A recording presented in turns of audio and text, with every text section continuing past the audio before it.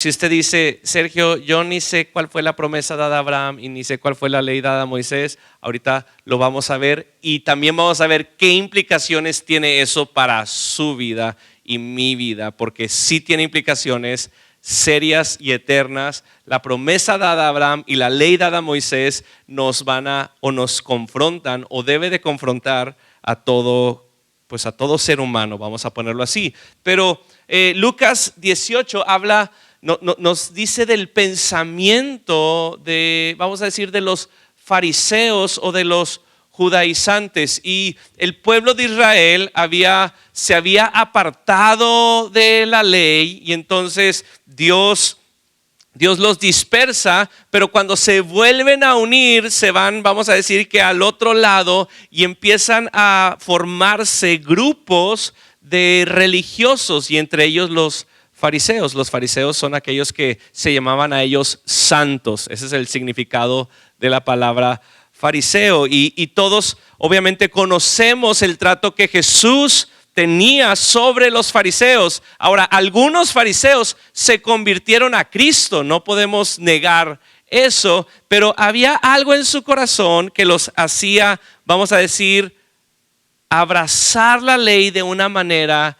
incorrecta, o lo que ahorita vamos a ver, una manera ilegal. Y lo que sucedía es que estos fariseos creían que cumplían con toda la ley. Y si alguien cumple toda la ley, pues alguien es justo delante de Dios. Y lo podemos ver en este pasaje, como en el otro pasaje, cuando hay una mujer besando los pies de Jesús y le dice a alguien, si supiera quién está ahí a sus pies, y Jesús le dice, al que se le ha perdonado mucho, ama mucho, ¿verdad? Y entonces el fariseo que estaba ahí dice, pues a mí se me ha perdonado poco.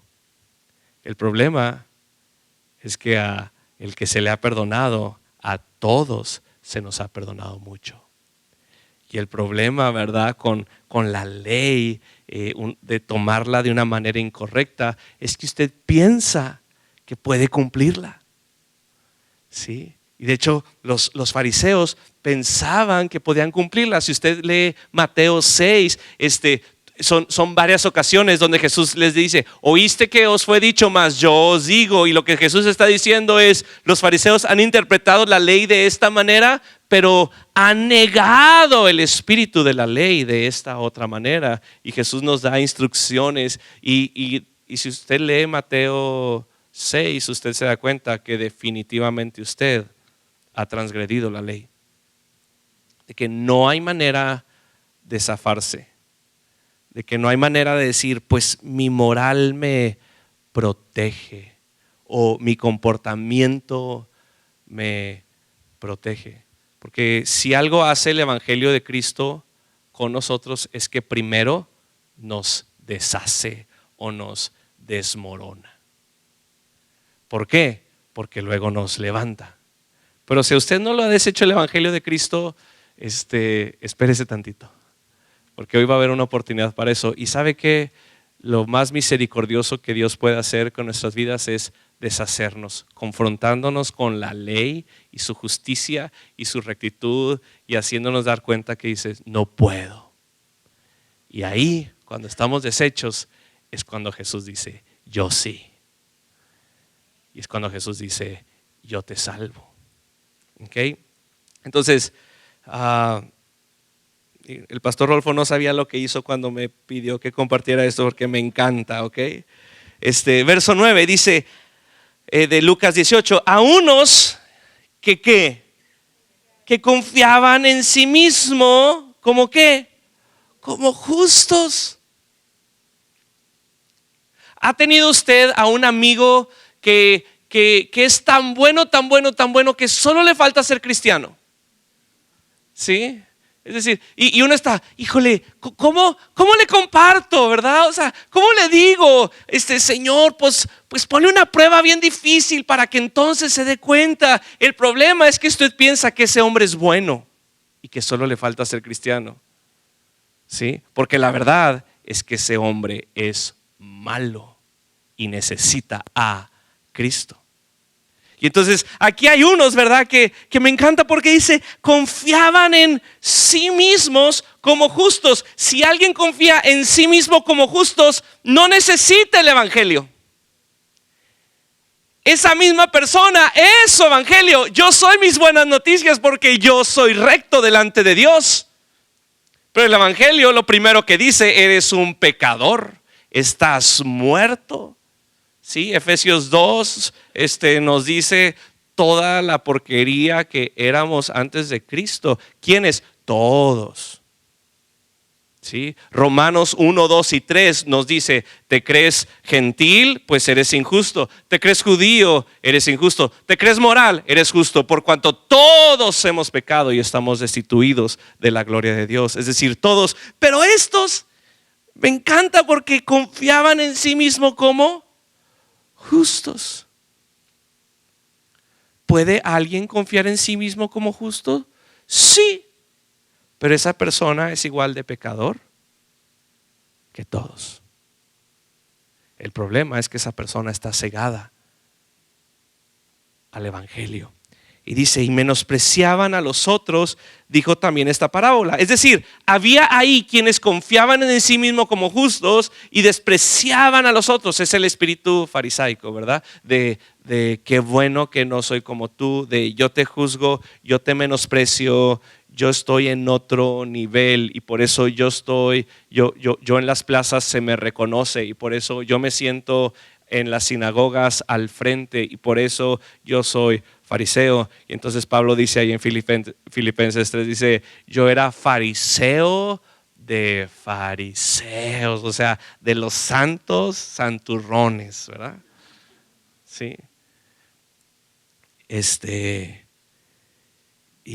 Y vemos la condición que había en ese tiempo, la condición de aferrarse a la ley. Y dice, dos hombres subieron al templo a orar, uno era fariseo y el otro era publicano. Y el fariseo puesto en pie, así como Jesús dice que lo hacían, ¿verdad? Oraba consigo mismo de esta manera. ¿Con quién oraba él? Consigo mismo. Qué chafo, ¿verdad? O sea, oraba consigo mismo de esta manera. Dios, te doy gracias porque no soy como los otros hombres. Qué bonito soy, cómo me quiero, casi dice aquí. Ladrones, injustos, adúlteros, ni aun como este publicano. Es decir, yo sí he cumplido toda la ley. Y entonces lo que hicieron los fariseos es que llevaron a la ley le quitaron el espíritu de la ley y entonces ellos empezaron a cumplir la ley, según ellos, pero la transgredían una y otra vez. Fíjense bien, ayuno 2 veces a la semana. ¿Sabes cuántas veces pide la ley ayunar? 1 vez al año. ¿Cómo crees que se sentía que ayunaba en vez de 1 vez, 104 veces? Pues justo, ¿verdad? Ayuno 2 veces a la semana. ¿Qué más dice ahí? Doy diezmos de todo lo que gano, así como que Señor, sí, todo lo cuento y lo diezmo. Mas el publicano, estando lejos, no quería ni aún alzar los ojos al cielo, sino que se golpeaba el pecho diciendo, Dios, sé propicio a mí. ¿Qué dice ahí? Pecador. La ley lo aplastó a este publicano. La ley lo deshizo. Y la ley lo hizo consciente de su pecado. Y llegó al templo y dijo, soy un pecador.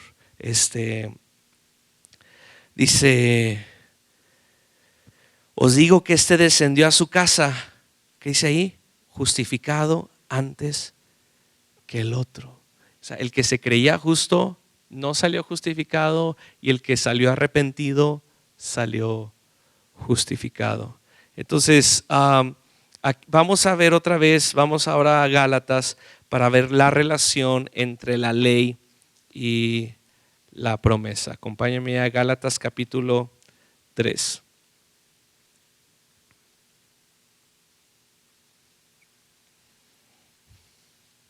Entonces hay un contraste entre la promesa y la ley. Ahora, ¿cuál es la promesa, verdad? La promesa la encontramos en Génesis 12 del 1 al 3, donde Dios le promete a Abraham bendecirlo y bendecir a los que le bendijeren, y en él serían benditas todas las familias de la tierra. Y la promesa tiene un completo énfasis en lo que Dios va a hacer, ¿verdad? Y esa es la promesa. Esa promesa sigue siendo válida. Esa promesa inició con Abraham. Esa promesa es por gracia, porque depende de Dios. Dios la inició. Y aquí vemos un contraste entre la promesa y la ley. La ley fue dada a Moisés y la ley requería de una respuesta, ¿verdad? A ella. Y vamos a ver tres cosas en cuanto a la ley y a la promesa. Y la primera cosa, se las voy a decir y luego vamos a ir viendo cada una, es: la ley no es mayor que la promesa. Es lo primero que vamos a ver. Vamos a ver que la ley no es contraria a la promesa, y vamos a ver que la ley no puede hacer lo que la promesa hace. ¿Ok? Ahora usted dice, ¿y si yo no soy judío, Sergio? Sí, pues vamos a ver que usted y yo tenemos el Antiguo Testamento y tenemos la ley, y que es la palabra de Dios, y que tenemos el privilegio de ser confrontados con esto. Ahora vemos el corazón del salmista, y vemos que dice: cuánto amo tu palabra, cuánto amo tu ley, cuánto amo tus preceptos, Señor. Guíame en ellos, inclíname a ellos. Salmo 119, el salmista siempre está diciendo qué perfecta es tu ley. Y yo no sé ustedes, pero a mí me pasaba que cuando estaba en mi plan de lectura anual, veía venir Levítico, ¿verdad? Y venía Levítico y entrábamos a Levítico, y yo: Señor, no entiendo nada.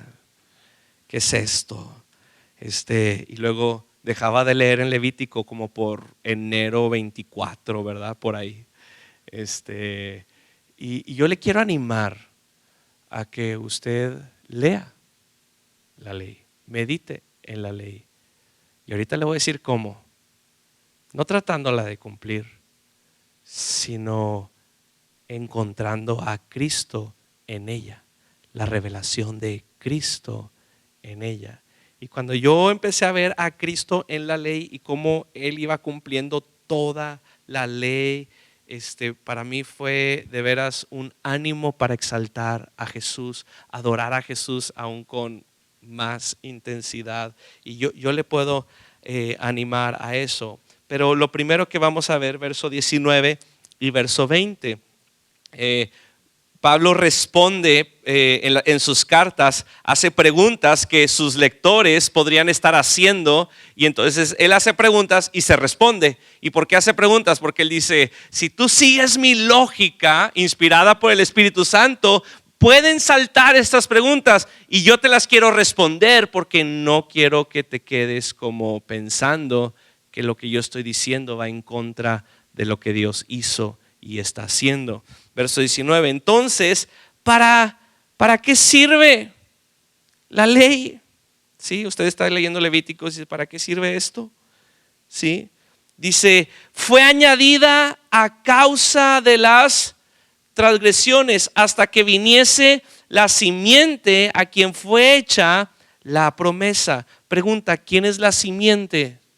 Cristo. Cristo es la simiente. Entonces vino la ley, ¿verdad? A causa de las transgresiones. ¿Y hasta cuándo? Hasta que vino la simiente, quien fue hecha la promesa. Y fue ordenada, hablando de la ley, por medio de ángeles en mano de un mediador. Y el mediador no lo es de uno solo, pero Dios es uno. Ahora, si usted y yo nos vamos a Éxodo 19, vamos a ver que el acontecimiento de cómo fue dada la ley fue un acontecimiento extraordinario. Truenos, rayos, temblores, la gente con miedo, ¿verdad? Moisés delante de este monte y por supuesto que a los judíos pues a quien no les encantaba de la manera en que la ley se manifestó y se mostró y fue algo sobrenatural. Y en cambio cuando vemos cómo se dio la promesa, pues la promesa solo fue Dios hablando con un hombre. Y la ley fue todo un acto de esplendor de Dios hablando con todo un pueblo. Y si usted me dice, pues ¿qué prefiere? Pues yo prefiero pues el estruendo, ¿verdad? Los efectos especiales que no son especiales, son reales. Y yo prefiero eso. Y los judaizantes, por eso, una manera es que decían, es que la ley es mayor a la promesa. Pero vamos a ver esto. Pablo dice, la ley es temporal. La ley fue temporal. ¿Y por qué la ley fue temporal? Porque aquí vemos, dice, fue añadida a causa de las transgresiones hasta que viniese la simiente a quien fue hecha la promesa. Entonces, hubo una promesa que se dio a Abraham y luego hubo una ley. ¿Y hasta cuándo iba a ser la ley? Hasta que viniera la simiente. ¿Quién es la simiente? Jesús. Y cuando Jesús se manifiesta, entonces la ley deja de ser. La ley es temporal y el pacto es permanente, ¿sí? Vemos que el pacto o la promesa no tiene condicionantes, no tienes sís, pero la ley sí tiene condicionantes. Entonces, bajo la ley pues no había gracia, y ahorita vamos a ver que manifiesta la gracia, pero bajo la promesa hay gracia. ¿Cuándo termina la ley? Cuando la simiente se manifiesta, cuando alguien cumple las demandas justas de la ley, y ese es Jesús. Jesús cumplió toda la ley a la perfección. Les pregunto a los alumnos del Instituto Bíblico, ¿Jesús cumplió a la perfección el sábado? Y algunos dicen, pues es que por eso lo querían apedrear y entonces él hizo algo el sábado y sanó el sábado y entonces como que hay ahí. Yo le voy a decir, Jesús cumplió a la perfección y guardó todos los sábados, porque él guardó el espíritu de la ley, no la interpretación de los fariseos de cómo guardar el sábado. ¿Ok? Entonces Jesús guarda el día de reposo. Jesús cumplió todo lo que usted ve ahí en la ley. Jesús lo cumplió a la perfección, con todas las demandas justas. Ahora es sumamente importante que Jesús haya cumplido a la perfección toda la ley. ¿Por qué será importante que Jesús haya cumplido a la perfección toda la ley? Porque esa perfección a través de la fe se nos atribuye. Otra vez, porque ese amén estuvo súper aguado. Porque esa perfección, esa obediencia perfecta de Cristo, a través de la fe se nos acredita. Ándele. Se nos acredita. Y cuando el Padre nos ve como alguien que hemos cumplido a la perfección la ley. ¿Verdad? Por eso es sumamente importante que Jesús hubiera cumplido toda la ley a la perfección. Y nuestra injusticia, ¿sí?, se le atribuyó a Cristo y su justicia se nos atribuye a nosotros. Así que la ley es temporal y la ley termina. Por eso la promesa es mayor, ¿sí?, es más grande que la ley. Entonces la ley es temporal. Segundo, la ley necesitaba un mediador y la promesa no necesitó mediador. Hechos 7 nos dice que la ley vino a través de ángeles y un mediador que fue Moisés. Esto significa que la nación de Israel recibió la ley a través como de tercera mano. Y entonces la ley necesitaba un mediador, pero la promesa no necesitó de mediador. Fue Dios y el hombre. Dios lo hizo personalmente con Abraham sin mediador. Dios le reveló a Abraham lo que haría por él y por su descendencia. Y por eso podemos ver ahí, dice verso 19, y fue ordenada por medio de ángeles en mano de un mediador, hablando de la ley. Y el mediador no lo es de uno solo. Dice, pero Dios es uno. La promesa no necesitó de un mediador. La conclusión es: el pacto o la promesa es mayor a la ley.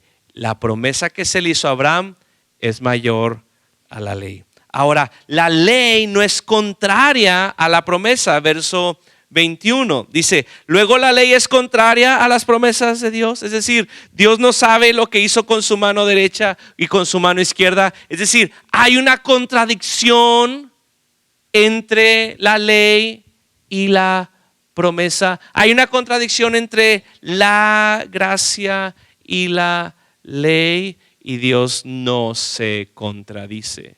Él a su perfección engrana todo. Verso 21 dice, luego la ley es contraria a las promesas en ninguna manera, porque si la ley dada pudiera vivificar, la justicia fuera verdaderamente por la ley. Entonces, la ley no puede proveer vida, la ley no puede vivificar. ¿Qué hacía la ley? La ley regulaba las vidas del pueblo judío, pero la ley no proveía vida espiritual.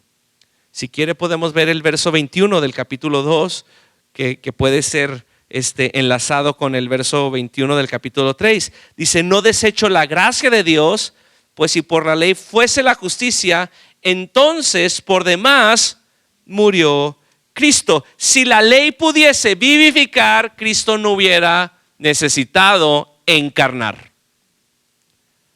Pero noticia, Cristo sí encarnó. ¿Por qué? Porque la ley no podía darnos vida espiritual. Lo único que podía darnos vida espiritual es la promesa. Amén. Ok, entonces la vida recta, ¿verdad? Si la vida de rectitud hubiera podido ser traída cerca de la ley, Cristo nunca debió haber muerto en la cruz, pero Cristo sí murió.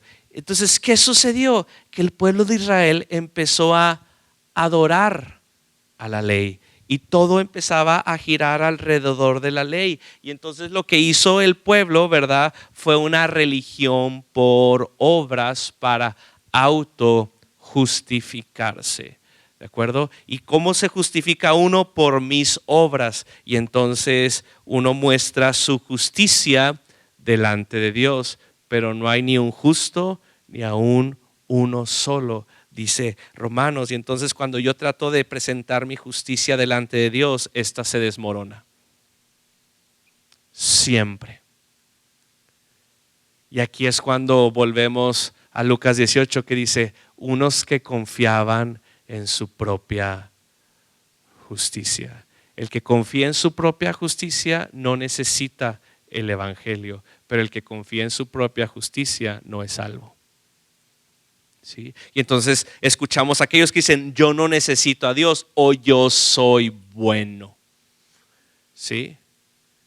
Yo soy bueno, y los escuchamos. Y entonces, y mire, le voy a decir, esto es, yo también pienso de esta manera porque para mí es más fácil compartirle el evangelio a alguien que definitivamente no es bueno, que no es moral. ¿A poco no? ¿Sí? Y alguien que es moral, usted dice, ¿cómo le hago? ¿Cómo le hago? No voy a poder. ¿Y sabe qué? Sí va a poder. aunque no está en usted, porque nosotros somos vasos de barro que tenemos el tesoro del Evangelio, el que hace la obra es el Espíritu Santo de convicción y arrepentimiento y fe, ¿verdad? Usted no debe temer a hablarle o compartirle, predicarle el Evangelio a una persona moralmente buena. Porque la persona moralmente buena tiene el mismo destino eterno que el pecador, que no ha reconocido a Cristo como Señor y Salvador. Porque ambos son pecadores. Entonces, el pueblo judío empezó a abrazar la ley y hacer su religión para justificarse. Y por eso rechazó al Mesías, por eso rechazó a Cristo. ¿Por qué? Porque yo no te necesito, Cristo, porque yo soy bueno. Yo no te necesito, Jesús, porque tú vienes y quieres traer convicción a mi corazón, pero yo rechazo la convicción porque yo soy justo delante de Dios. Y entonces el pueblo de Israel estaba en su mentira. Y el propósito de la ley, vemos ahí en el verso, regresamos al verso 19, dice, y fue añadida a causa de las transgresiones. Verso 22 dice, mas la escritura lo encerró todo bajo pecado. ¿Qué quiere decir? Que la ley vino a mostrarnos nuestro pecado. Y aquí es cuando vamos a ver cómo la ley y la gracia cooperan. ¿Sí? ¿Cómo coopera? Porque la ley trae al pecador perdido a Cristo. ¿Sí? La ley muestra nuestra inhabilidad para ser justos y rectos delante de Dios. La ley muestra al pecador su culpa y la gracia nos muestra el camino al perdón que uno puede tener en Cristo. La ley es justa, es santa y es buena, pero nosotros ni somos justos, ni somos santos, ni somos buenos. La ley no nos hace pecadores, sino que la ley revela de que somos pecadores. Otra vez. Porque luego, entonces vino la ley y la ley me hizo pecar. No. Lo que hace la ley, según Romanos, no solo es mostrar mi pecado, sino mostrar la pecaminosidad de mi pecado. Pues yo he pecado poquito. Es más, yo solo peco aquí adentro. ¿Sí? Aquí adentro. Es decir, es orgullo. A nadie le hice mal. A nadie le hice mal. Lujuria, no toqué a nadie. Todo aquí adentro. Maldecir, ni me oyeron, fue aquí adentro. ¿Verdad? ¿Sí? Le llamé fatuo o tonto, pero aquí adentro ni él se dio cuenta, no dañé a nadie. Solo pensé en robar, matar, maldecir, destruir, pero solo lo pensé. Soy poquito malo. Pregunta: poquito pecado delante de un Dios santo, sin mancha, sin sombra de variación, recto y justo. ¿Poquito pecado? Es inmenso pecado. ¿Se entiende esto? Y la ley lo que viene a hacer es hacernos dar cuenta, como que la regué, como que erré. Y viene a hacer esto. La ley es un espejo que nos deja ver nuestros rostros sucios. Pero usted no se puede lavar con el espejo, ¿verdad que no? La ley solo es esto que nos lo muestra. Y la ley nos deshace. Y eso es lo que hace el Evangelio. El Evangelio nos deshace porque hace ver nuestra condición. Dios en su misericordia nos muestra su santidad y su rectitud y nos hace ver nuestra condición. Le hace ver su orgullo, le hace ver su lujuria, le hace ver su anarquía, le hace ver su rebeldía, le hace ver su muerte, le hace ver su condición delante de Él. Y gloria a Dios por esto. Porque si en su misericordia usted nunca se da cuenta de lo que es realmente, entonces usted nunca va a responder a su gracia y arrepentirse. Toda persona que ha nacido de nuevo tiene que pasar por el arrepentimiento. No hay nacimiento de nuevo sin arrepentimiento. Usted no puede declarar lo que la palabra dice de un hijo de Dios si usted antes no puede declarar lo que la palabra dice de un hijo del diablo. Yo sé que suena fuerte, pero no podemos sacarle la vuelta al camino del evangelio. Y eso es lo que la ley hace, ¿sí? Y entonces la ley es ese espejo que coopera con la gracia que nos guía al arrepentimiento, al clamar por el perdón a través de la sangre de Cristo. ¿Y sabe cuántos pecados nos perdona la sangre de Cristo? Todos. Sí, pero aquel no era tan pecado, mejor arrepiéntase. De verdad, mejor arrepiéntase. ¿Sí?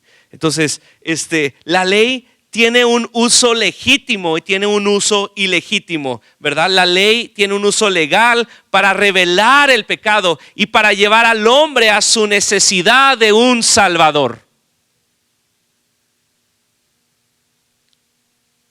El uso ilegal de la ley es decir, yo la puedo guardar y a través de ella salvarme. Y eso es lo que los fariseos hacían y eso es lo que muchos también hacemos. Confiamos en nuestras obras para garantizar nuestra salvación. ¿Sabe qué garantizan sus obras? Nada. Sus obras y mis obras son un fruto de que hemos sido salvos y recibiremos recompensas por ellas, pero no garantiza nuestra salvación. Si usted confía en sus obras, está confiando en nada. Usted solo puede confiar en la obra perfecta de Cristo, en su vida y resurrección. ¿Sí? Y entonces la ley concluye todo bajo pecado. Verso 22 dice, mas la Escritura lo encerró todo bajo pecado, para que la promesa que es por la fe en Jesucristo fuese dada a quienes, a los creyentes. Entonces la fe nos empuja a la necesidad de un Salvador y entonces la fe nos hace aferrarnos del único que provee la salvación.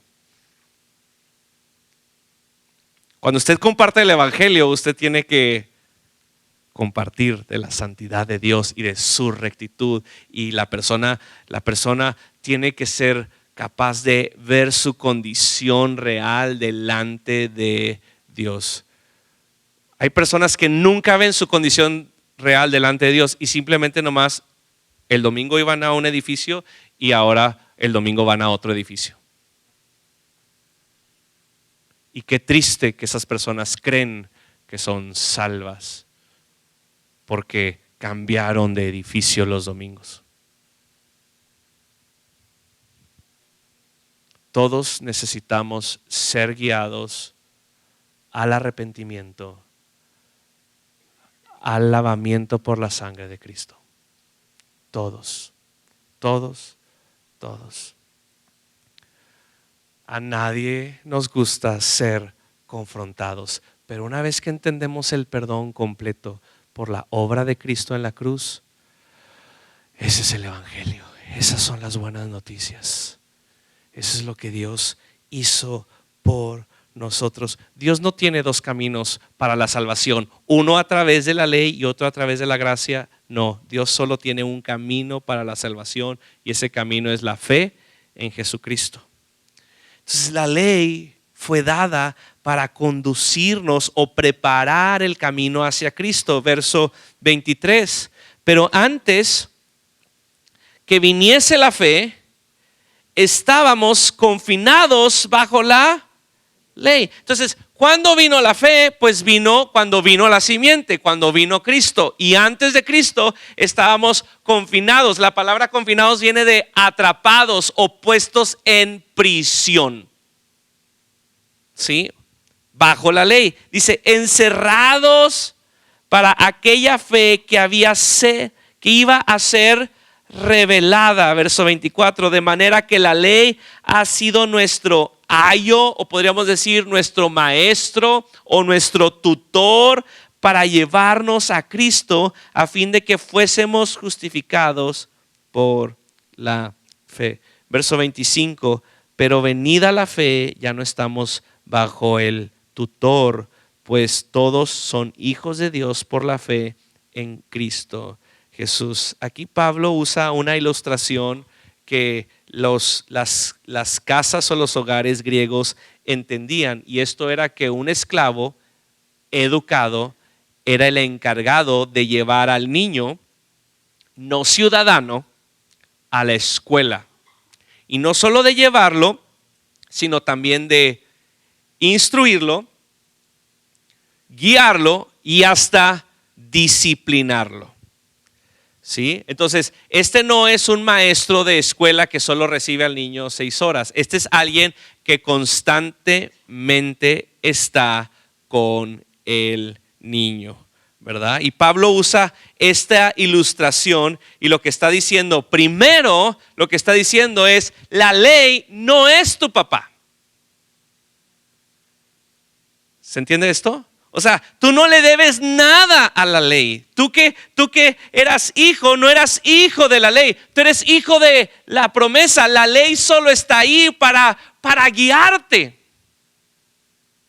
La ley solo está ahí para mostrarte el camino, para hacerte darte cuenta que necesitas un Salvador. Entonces, la ley regulaba el camino de la nación de Israel, pero la ley no es el camino de salvación. La ley estaba guiando al camino de salvación, que es Jesús.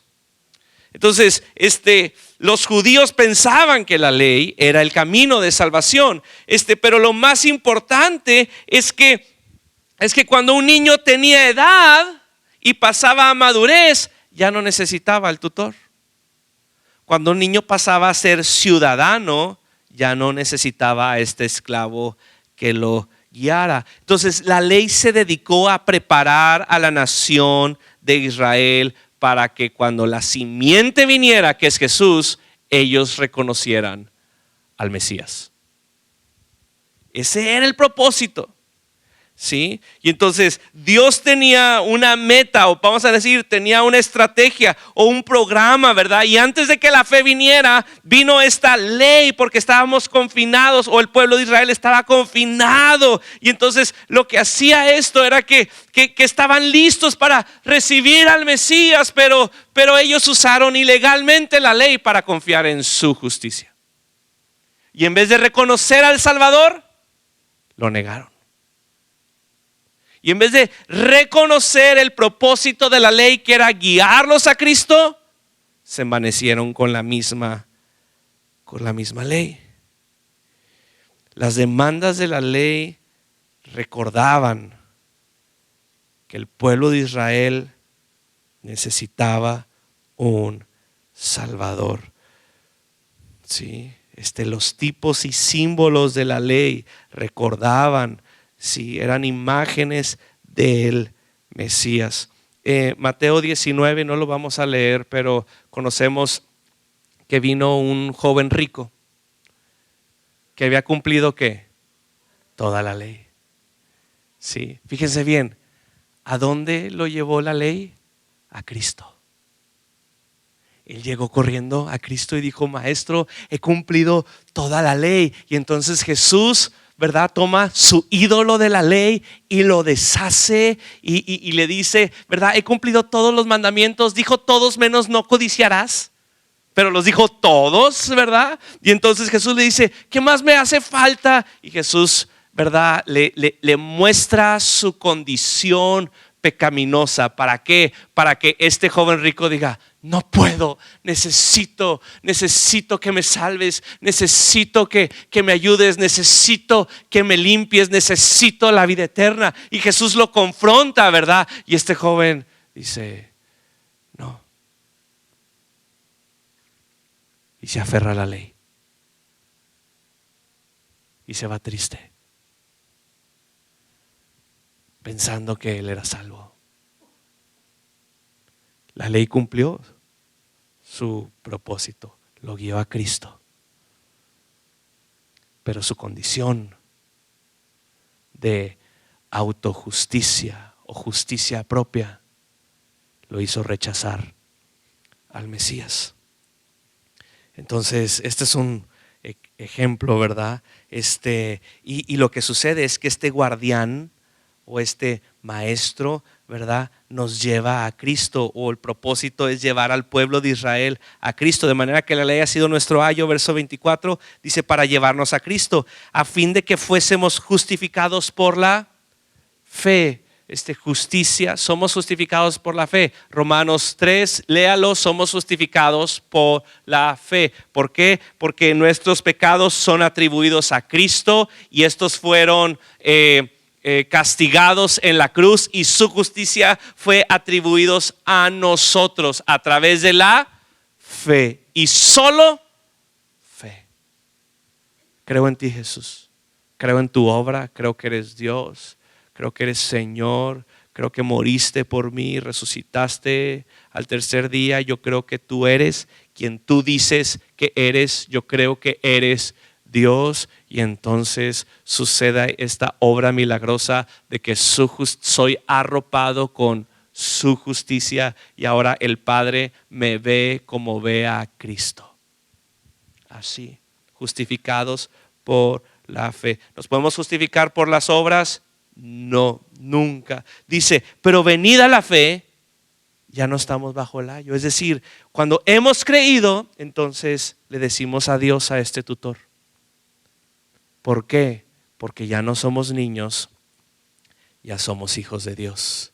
Y la palabra aquí, hijos de Dios, dice, pues todos sois hijos de Dios por la fe en Cristo. La palabra hijos de Dios alude al hijo adulto de Dios. No niños, sino hijo adulto. Y ahorita vamos a ver por qué hijo adulto, porque va a seguir con una herencia, y el único que puede agarrar de esa herencia, ¿sabe quién es? El hijo adulto. El niño no, pero el hijo adulto sí. ¿Ok? Entonces, todos sois hijos de Dios por la fe en Cristo, ¿verdad? La ley no puede cambiar la promesa. La ley no es mayor a la promesa, la ley no es contraria a la promesa, sino que la ley y la promesa trabajan para llevarnos a Cristo a través de la gracia. Y últimos dos versículos, vemos que la ley no puede hacer lo que la promesa hace. Dice, porque todos los que habéis sido bautizados en Cristo, de Cristo están revestidos, ¿verdad? De estar en una niñez, la nación de Israel, los que aceptan a Cristo pasan a una edad adulta, y entonces inicia la justicia a través de la fe. Verso 28 nos dice, ya no hay judío ni griego, no hay esclavo ni libre, no hay varón ni mujer, porque todos ustedes son uno en Cristo. Entonces, verso 27, voy a retroceder tantito, dice, porque todos los que habéis sido bautizados en Cristo, de Cristo están, ¿qué? Revestidos. ¿Qué sucede en el bautizo, verdad? En el bautizo, próximo domingo 28, terminando la segunda reunión, es una representación externa de lo que ha sucedido interno. ¿Y cómo dice que estamos nosotros cuando creemos en Cristo y hemos sido bautizados? Dice que estamos bautizados en Cristo. ¿Y qué es el término bautizado? Completamente sumergidos.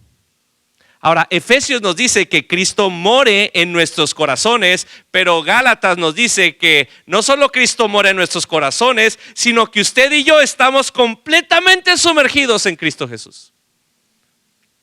Y entonces se quita aquel pretexto que yo he oído salir de mi boca.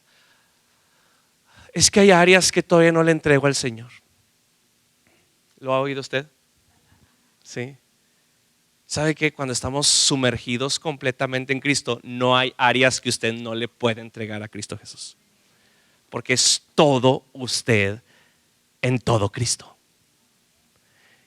Si dices, pues estoy batallando con eso, sí se vale batallar con eso. Pero yo le quiero decir que usted está en Cristo, sumergido en Cristo y capacitado para vivir la vida de Cristo por el Espíritu Santo.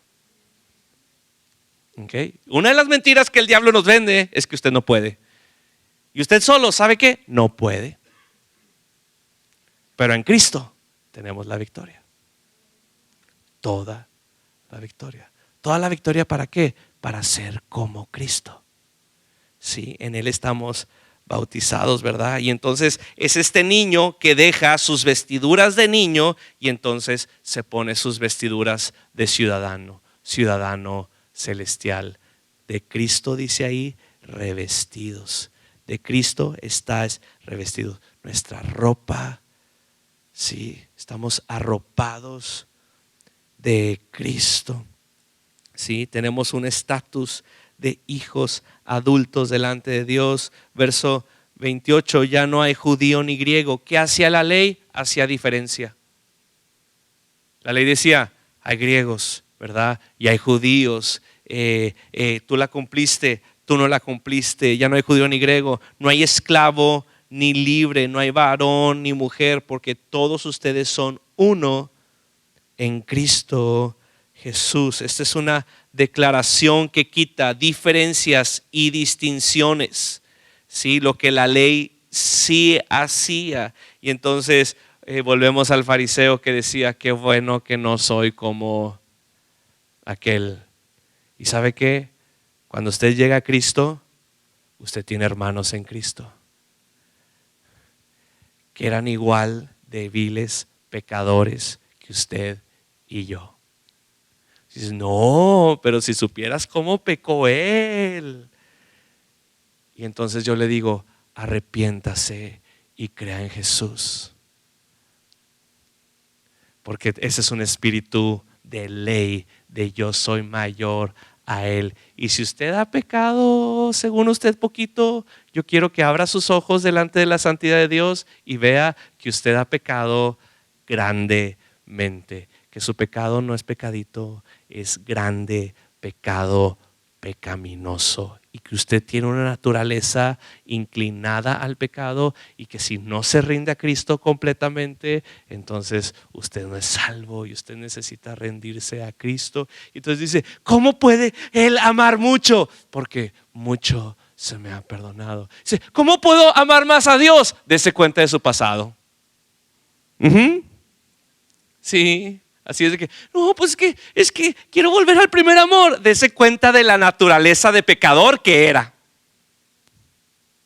Pero es que no era tan malo. Pídale al Espíritu Santo que en su misericordia levante ese espejo de santidad. Y usted diga, te amo, Jesús. Te amo. Toditito, como nos decía este domingo pasado, toditito para ti. ¿Ok? Yo quiero amar a Dios y ¿sabe qué? Veo hacia atrás. Veo hacia atrás y me deshace mi condición y me deshace su obra. ¿Ok? Entonces, nunca lo he oído, pero si quiere amar a usted más a Dios, vea su pasado. Y dice, pues como que no amo a Dios, entonces diga al Espíritu Santo, de veras muéstrame mi pasado y lea Romanos 1, 2 y 3 o Efesios 2, ¿verdad? Y dése cuenta de lo que usted era. ¿Sí? Y la Biblia siempre nos recuerda lo que eran ustedes, lo que eran ustedes, lo que eran ustedes. Me encanta eso, me encantan las epístolas, porque dice, lo que eran ustedes. Dices, nah, sí, yo era así. Así como dice, así soy. Así era y Dios me ha cambiado y le amo. Entonces, la ley hace, ¿verdad? Lo que nosotros no podíamos hacer. Perdón, la promesa hace lo que nosotros no podíamos hacer a través de la ley. Dice, y ustedes son uno en Cristo, verso 29. Y si ustedes son de Cristo, ¿hay alguno aquí que es de Cristo? Ok. Dice, ciertamente linaje de Abraham soy. Wow, es decir, ya no, yo soy judío, linaje de Abraham soy, yo soy gentil, yo no soy linaje de Abraham. Si usted es de Cristo, usted es linaje de Abraham porque usted es hijo de la promesa. Ojo, usted tiene todas las bendiciones espirituales prometidas a Abraham. Usted no tiene las promesas materiales ni nacionales dadas a Israel. ¿Ok? Porque luego usted va a Israel y dice, esto es mío. No, eso no es de usted, eso es de los judíos. ¿Ok? Pero las promesas espirituales dadas a Abraham, si usted es de Cristo, son de usted. ¿Ok? ¿De acuerdo? Ok. Y hay pasajes de las escrituras, y aquí el staff a mí me ayuda a distinguir, que me dicen, no, Checo, no, esas son para Israel. Ah, perdón, Señor, cúmplelas para ellos, ¿verdad? Y hay unas que dicen, sí, esa sí es para ti. ¿Ok? Si usted no sabe cuál es cuál, acérquese con su pastor o con Alan o Hernán es bueno para eso también. Conmigo, yo busco con ellos, ¿verdad? Sí, pero otra vez, si ustedes son de Cristo, ciertamente el linaje de Abraham soy. Y dice, y herederos según la promesa. Y esta es una herencia de bendiciones espirituales. ¿Sabe cuál es la mayor bendición a través de Abraham? Se llama Jesús. Y si usted tiene a Jesús, lo tiene todo. Todo. Dice, es que me falta más. Entonces no tiene a Jesús porque Jesús lo tiene todo. ¿Sí? Colosenses 2:9 dice, y en Él estamos completos y Él es nuestra plenitud, ¿verdad? Y si tenemos a Cristo lo tenemos todo, todo, todo, todo. Pero yo quiero reclamar más. Lo tenemos todo. Porque es Cristo, porque es Jesús. Y usted no puede tenerlo todo y desear más porque ya lo tiene todo. Busque, antes de desear más y reclamar más, busque la plenitud en Cristo. Otra vez, antes de reclamar, declarar, ¿verdad? Y decretar más, busque la plenitud que solo Cristo da. Ok. Poquitos amenes, pero ya lo dije, no importa. ¿Ok? Nosotros somos enriquecidos espiritualmente. ¿Y por qué es de valor para nosotros que no somos judíos ni judaizantes ni del pueblo de Israel, a menos que aquí haya genes hebreos, ¿verdad? Es importante porque usted y yo tenemos la ley escrita. Dios nos da el privilegio de poder indagar y meditar en ella. Y yo quiero que usted nunca vaya a ser de la ley un ídolo, sino que use la ley legalmente para guiarlo más a Cristo. Busque a Cristo en las Escrituras. ¿Sí? Me gustó esta frase del comentarista y se las digo. En el Antiguo Testamento tenemos una preparación para Cristo. En los Evangelios tenemos una presentación de Cristo. Y en Hechos a Apocalipsis tenemos una apropiación de Cristo. Es decir, una preparación, una revelación y una apropiación. ¿Y sabe dónde estamos nosotros? Estamos en la revelación, ¿verdad? Y estamos en la apropiación. Y cuando vamos al Antiguo Testamento, estamos en una preparación. Así que sigámonos asombrando de la persona de Cristo, porque es por gracia, no es por ley. Si usted es de Cristo, usted es un hijo adulto de Dios que tiene acceso a su herencia. ¿Okay? Gálatas 4 es, tomemos de esa herencia. ¿Okay? Terminamos con una oración.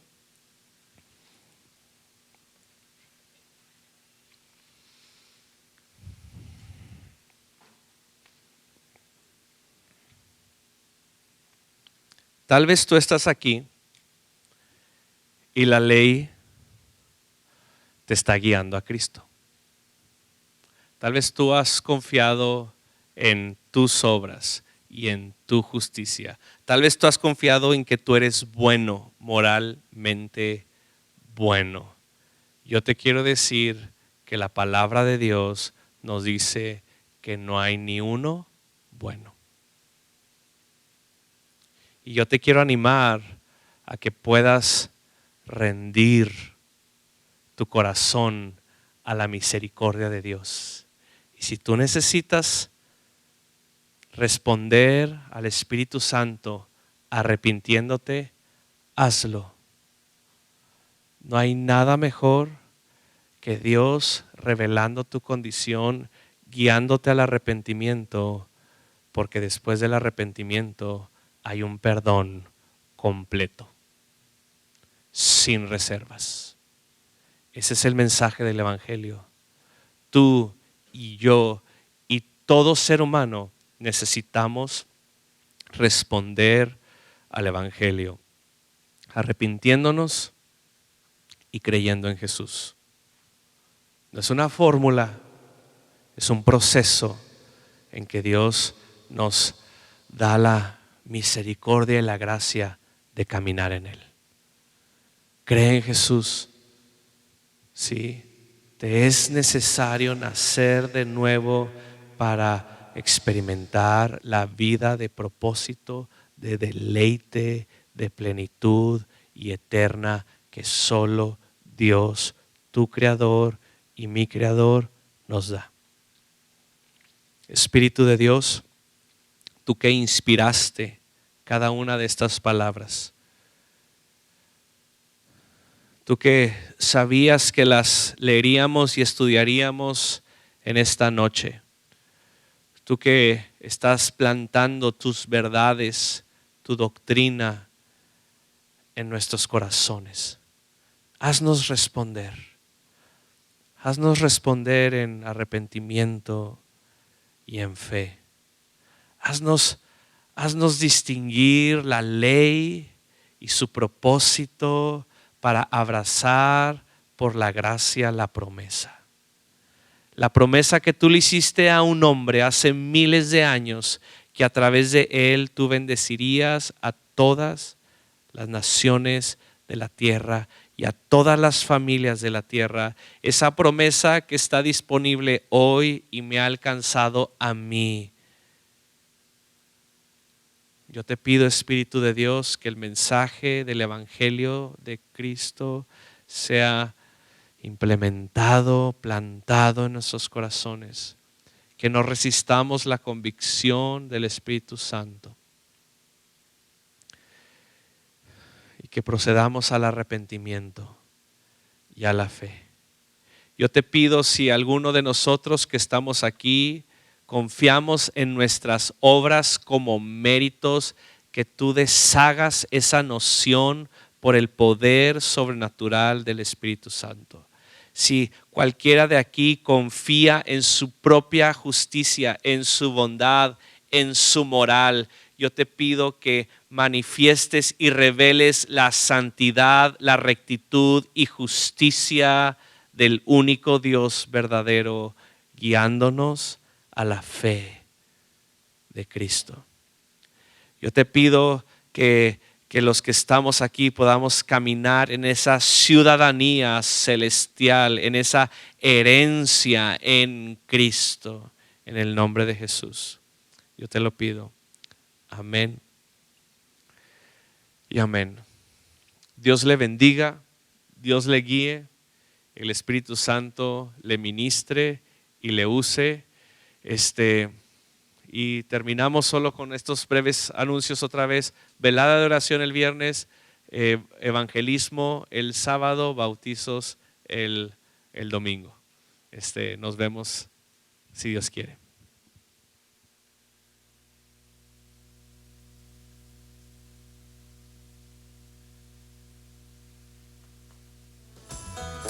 Despojado de fama y honor, el Hijo de Dios en la cruz murió.